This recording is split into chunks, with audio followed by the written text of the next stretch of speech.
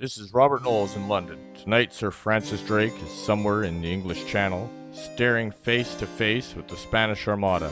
It is believed that the battle between Elizabeth I of England and Philip II of Spain could change the face of Europe.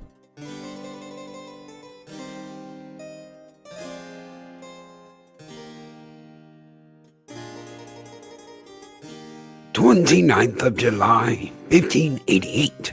English Channel between England and the Spanish Netherlands. Sir Francis Drake stands against invasion of England by the Spanish Armada.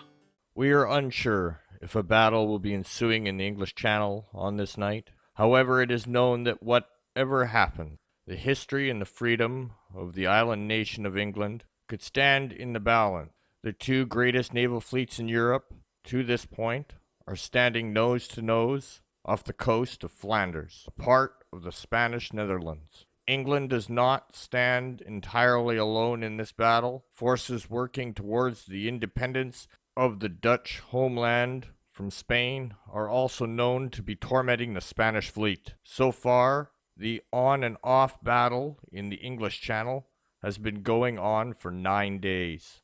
I am standing next to Sir Walter Raleigh, advisor to Her Majesty Queen Elizabeth I. Sir Riley, can you tell us anything about what's going on in the English Channel? All I can say is that, at this point, Sir Francis Drake has been successful at postponing action against the Spanish fleet. He is not refusing action. He is just making sure that he will be able to pounce on the Spanish when the time and circumstances most benefit our fleet. Now that is all I can say without giving away anything to the enemy. Thank you. Thank you, Sir Walter Riley. We now go to Richard Simpson aboard Sir Francis Drake's flagship, the Revenge. Go ahead, Richard. Thank you, Robert. I am here aboard the Revenge with Sir Francis Drake, Admiral in charge of the English fleet for what looks to be a very determinate battle. Sir Francis Drake, what can you tell us about the current situation? First of all, I am not in charge of the English fleet. I am merely Chief Lieutenant to Howard of Effingham, the Lord High Admiral of the English fleet. I am only in operational control of the situation here. Very little, I'm afraid. What I can say is that each fleet has its own advantages and disadvantages. I can say, without giving anything away, that the Spanish fleet does outnumber our own. I cannot, due to military secrecy, tell you by how much. We have heard rumors that the Spanish fleet contains an invasion army. Is there any confirmation of that? That appears to be true. Keep in mind, Spanish galleons are designed to carry a great number of troops. That, in most cases, could work to their favor in any battle that they would come upon. The Spanish Navy works very much like that of the Roman Empire. Naval battles are not their strong suit. They tend to try to grapple with enemy ships and board them with large numbers of troops. Basically, a land war at sea. Overpower with sheer numbers. Is that why we have been keeping our distance from the enemy fleet, sir? Mostly. I do not want to give the enemy a chance to change the odds in their favor. If we keep our distance, we limit their offensive. They can get us with their cannons, but we have speed on our side, as our ships tend to be much smaller than those of the Spanish. Because of that, we tend to be smaller targets as well. That works in our favor twice. First, because we are harder to target. Second, because their ships are larger and give us a better thing at which to fire our cannons upon. Can you tell us if there's going to be any action tonight? That I can't say. I refuse to give up any information like that.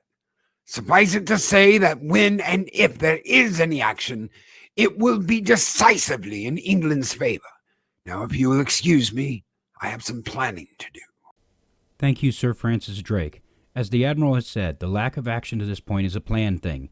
He wants to be sure that when the time comes, England has the greatest advantage. We now go to Jeff Franklin, aboard the flagship of the Duke of Medina Sidonia, the officer in command of the Spanish fleet. Go ahead, Jeff. This is Jeff Franklin with the Spanish Armada off the coast of Calais. I'm aboard the San Jojen, flagship of the Duke of Medina Sidonia. The Duke is standing right here with me. This Armada was 2 years in the making, and the Duke has been part of it all for all of that time. Duke, can you tell us what you have planned? Within military secrecy reason, of course. Of course. It is my orders to assemble the 30,000 troops that I have at my disposal in the Spanish Netherlands to carry forth an invasion of the heathen island of England. It was my plan back in 1586 to just use the army to invade England. I was hoping that plan, with the help of Catholic supporters on the island, would carry the day. I was overruled by His Highness King Philip II. I'm not one to argue with the king. However, I was not fond of collection of this many ships in the effort. A smaller force would have been sufficient. Such would not be the plan. So there are 30,000 troops being loaded for the pending invasion of England? No, sadly not. The Duke of Parma is currently being detained by Dutch troublemakers at Antwerp. Even then, there has been an outbreak of disease among the troops. The number is lower, but I cannot give an exact number for security reasons.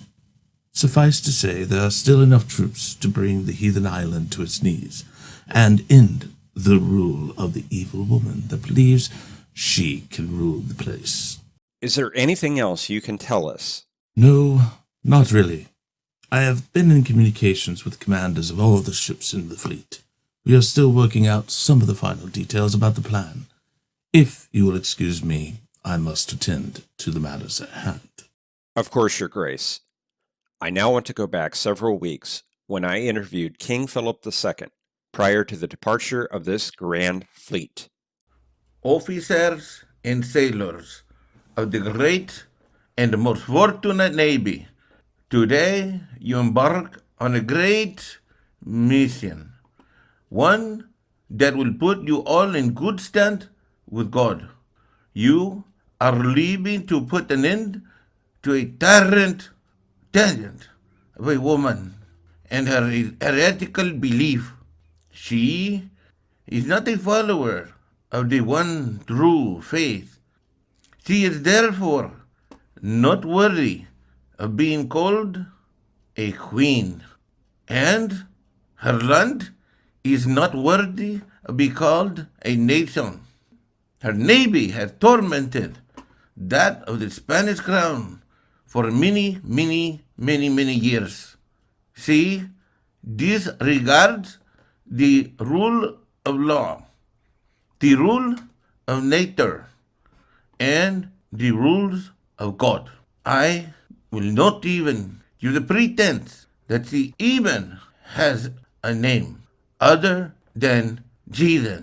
You, the men that are going to undertake this holy crusade, have been granted the indulgences of the one true faith from its leader, the true leader on earth, Pope Sixtus V. Keep that in mind. This is a holy mission, allowed and put forth by not only myself, but also His Holiness. For many years, she has occupied the throne that should have rightfully belonged to me. I was king of that land. You are embarking on a mission to ensure that I will once again rule over that island and instill the one true faith upon its people that have been terrorized by having not a true king for years.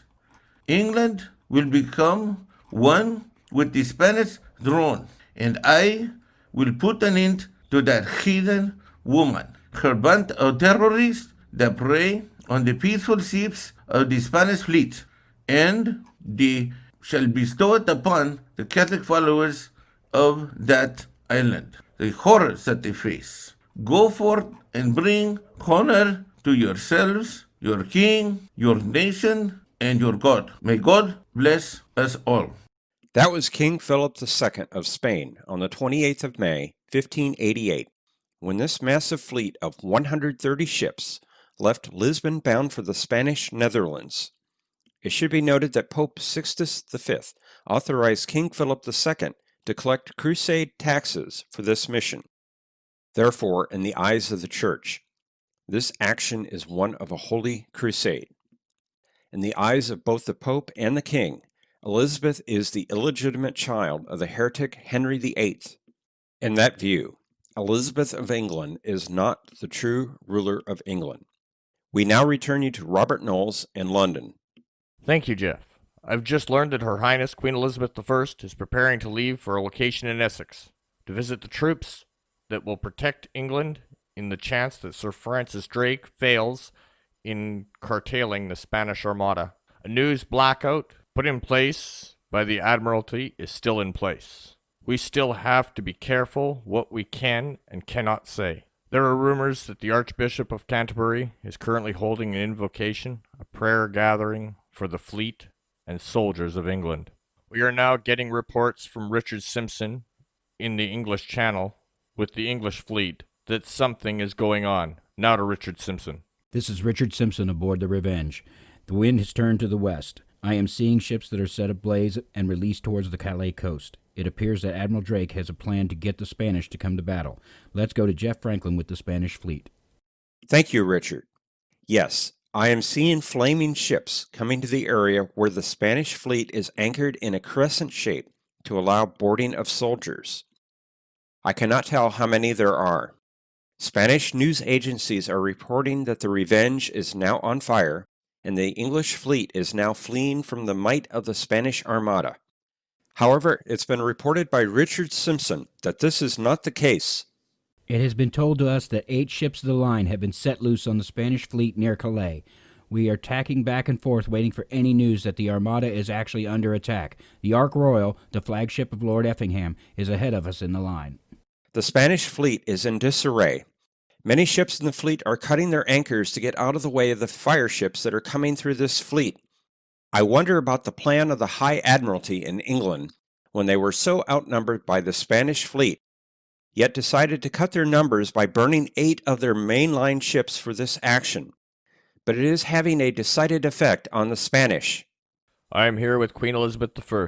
She is examining her troops in Tilbury. In the event that the Spanish decide to invade England, Her Majesty is about to speak to the troops.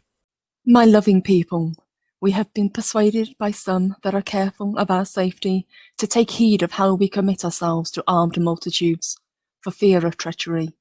But, I assure you, I do not desire to live to distrust my faithful and loving people. Let tyrants fear.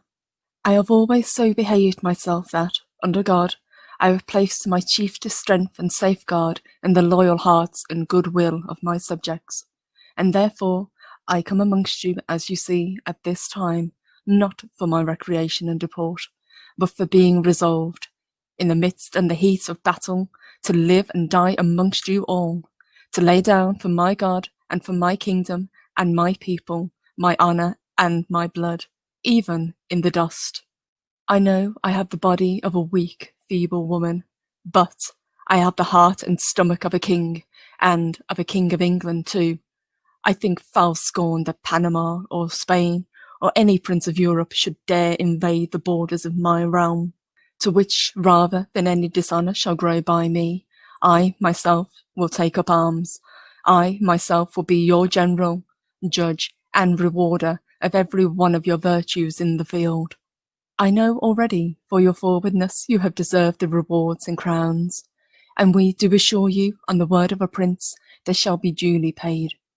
In the meantime, my lieutenant general shall be in my stead, than whom never a prince commanded a more noble or worthy subject, not doubting, but by your obedience to my general, by your concord in the camp, and by your valour in the field, we shall shortly have a famous victory over these enemies of my God, of my kingdom, and of my people.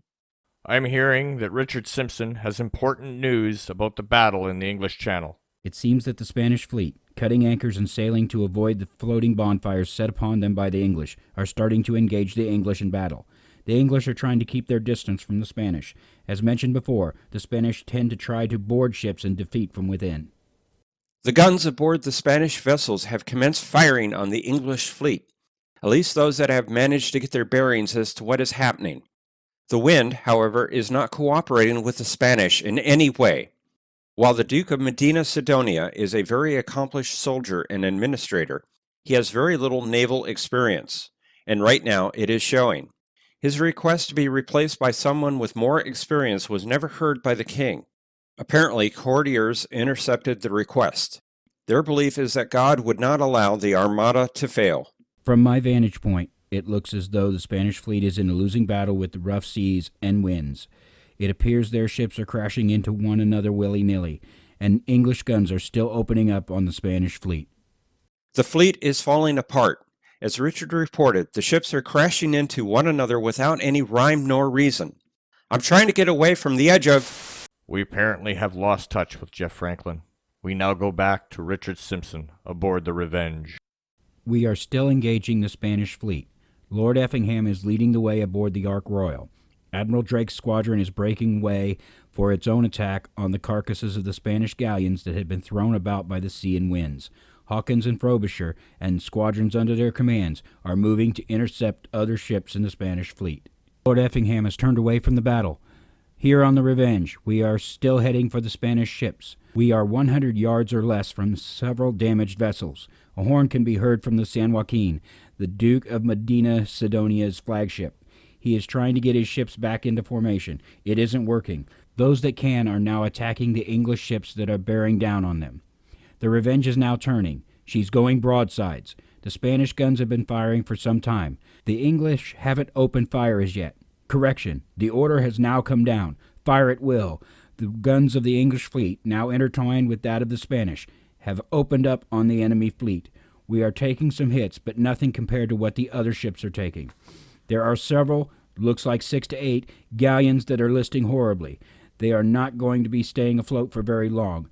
There is smashed rigging on both sides, but the English still keep pushing the attack. Wait a minute. It looks like the Spanish fleet is attempting to run to the north. They are. The Armada is retreating. I now return you to Robert Knowles at Tilbury. We won't know the full extent of the battle for some time. Suffice it to say, at this moment, it looks like the Spanish are confused and running for their lives. We will keep you informed as events occur. We are still unaware of the status of Jeff Franklin. We will break into programming as news becomes available on the front. For now, this is Robert Knowles returning you to regular scheduled programming. This presentation of the defeat of the Spanish Armada has been brought to you by History with R&R. It was produced, directed, and edited by Robert Knowles. It was written by Richard Simpson. The cast includes, in order of appearance, Robert Knowles as himself, Dee Jonassy as Sir Walter Riley, Richard Simpson as himself, Loki as Sir Francis Drake, Jeff Franklin as himself, Chris Knight as Duke of Medina Sidonia, Mexican Iron Man as King Philip II of Spain, Purple Valkyrie as Queen Elizabeth I. This is Peter Wayland. Join us in 2 weeks for another point in history brought to you by History with R&R. What? No piano lid?